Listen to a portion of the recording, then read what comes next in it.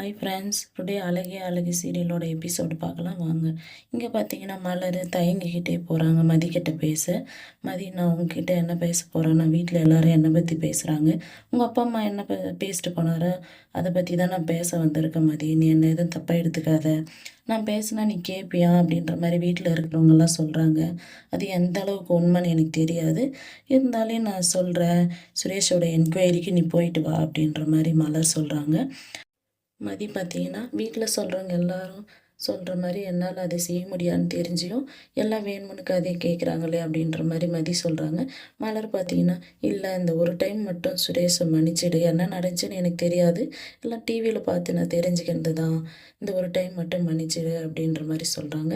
நீ என்கொயரிக்கு போயிட்டு வா, சுரேஷ்க்கு வேலை கிடச்சிச்சின்னா நான் இனிமேல் அந்த தப்பும் பண்ண வேணான்னு சொல்லி நான் சுரேஷ் தம்பிக்கு சொல்கிறேன் அப்படின்ற மாதிரி மலர் சொல்கிறாங்க. இங்கே பார்த்தீங்கன்னா எஸ்பி ஆஃபீஸ்க்கு மலரும் சுரேஷ், மலரோட அப்பா தங்கராஜும் வந்திருக்காங்க. அப்போ பார்த்தீங்கன்னா சுரேஷை உள்ளே கூப்பிட்றாங்க.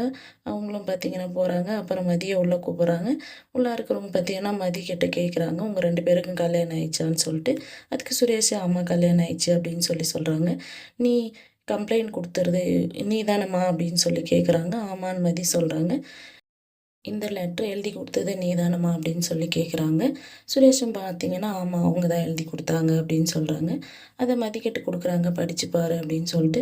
அதில் பார்த்தீங்கன்னா எங்கள் 2 பேருக்கும் பிரச்சனை, முன்விரோதம் காரணமாக தான் நான் சுரேஷ் மேலே கம்ப்ளைண்ட் கொடுத்துருந்தேன், இப்போ நான் அதை வாபஸ் வாங்குறேன் அப்படின்ற மாதிரி எழுதியிருக்கிறதா அவங்க படிக்கிறாங்க. இதை பார்த்து மதியம் பார்த்தீங்கன்னா டென்ஷன் ஆகிடுறாங்க. சரி நீங்கள் ஒரு சைன் பண்ணி கொடுங்க அப்படின்னு சொல்கிறாங்க. அதுக்கு சுரேஷ் பார்த்தீங்கன்னா பேனா எடுத்து கொடுக்குறாங்க. மதியம் சைன் பண்ணி கொடுத்துட்றாங்க. ஏம்மா முன்னூறு காரணத்தினால நீ இப்படி கம்ப்ளைண்ட் கொடுத்து அவரை சஸ்பெண்ட் பண்ணிட்டாங்க, இதுக்கு நீ என்ன பதில் சொல்ல போகிற அப்படின்ற மாதிரி மதியை கேட்குறாங்க. மதியம் டென்ஷனாக இருக்காங்க. நீ வெளியே வெயிட் பண்ணுமா அப்படின்னு சொல்கிறாங்க. வெளியே வந்ததும் மதியோட அப்பா என்னம்மான்னு கேட்குறாங்க. அவங்க எதுவும் சொல்லலை. அப்புறம் பார்த்தீங்கன்னா தங்கராஜ் உள்ளே கூப்பிட்றாங்க. தங்கராஜ் உள்ளே போயிட்டு சுரேஷும் தங்கராஜும் வெளியே வராங்க. வந்த உடனே நன்றிம்மா அப்படின்னு சொல்லி தங்கராஜ் மதிக்கிட்ட சொல்கிறாங்க. சுரேஷ் பார்த்தீங்கன்னா அவங்க 2 பேரும் கிளம்பிடுறாங்க. சுரேஷ் பார்த்தீங்கன்னா மதியை கூப்பிட்றாங்க, வா போகலான்னு. என்ன உனக்கு எனக்கு முன்னேறாதுமா அப்படின்ற மாதிரி மதி கேட்குறாங்க. அதெல்லாம் வேலை வாங்கணுன்னா அப்படி தான் சொல்லுவாங்க, வா போகலாம் அப்படின்ற மாதிரி கூப்பிட்றாங்க. அப்புறம் பார்த்திங்கன்னா சுரேஷ் ராகவனுக்கு ஃபோன் பண்ணுறாங்க, வேலை கிடச்சிச்சுப்பா அப்படின்னு சொல்லிட்டு. வீட்டில் இருக்கிறவங்க எல்லாம் சந்தோஷப்படுறாங்க. அப்போ பாக்கியராஜ் பார்த்திங்கன்னா, அம்மா நான் ஸ்வீட் வாங்கிட்டு வரட்டான்றாங்க. ஏன்டா வாங்கிட்டு வந்து வீட்டிலேயே செய்யலாமே அப்படின்றாங்க. அதுக்கு ரேவதி பார்த்திங்கன்னா எப்போம்மா செய்கிறது அப்படின்றாங்க. பாக்கியராஜ் வாங்கிட்டு வர போயிடுறாங்க. ரேவதி பார்த்திங்கன்னா மதியோட அம்மா கிட்ட உங்கள் பொண்ணால் தான் இந்த வேலை கிடச்சிருக்கு அப்படின்றாங்க. அதுக்கு லக்ஷ்மி பார்த்திங்கன்னா, ஆமாம் அவள் தான் வேலை வாங்கி கொடுத்தாளா, இந்த வேலை போனதுக்கு காரணமே அவள் தான் அப்படின்ற மாதிரி சொல்கிறாங்க. மதியம் சுரேஷும் வந்துடுறாங்க. ஆர்த்தி எடுத்து கூப்பிடுறாங்க.